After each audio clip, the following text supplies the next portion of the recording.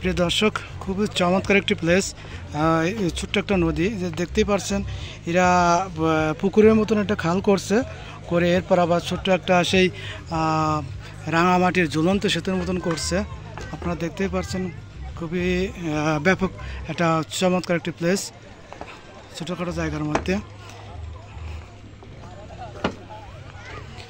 আমি এখান থেকে পুরো ভিউটা আপনাদের দেখানোর চেষ্টা করছি। দেখেন প্রিয় দর্শক, খুবই চমৎকার একটি প্লেস। এই দেখেন, এই যে ঝুলন্ত সেতু, ঠিক রাঙামাটি যে ঝুলন্ত সেতু আছে ঠিক সেরকমভাবে এরা করছে ছোটোখাটো জায়গার মধ্যে। তো যাই হোক প্রিয় দর্শক, তারাও ছবি তোলা নিয়ে খুব ব্যস্ত, ওখানে যেতে হবে।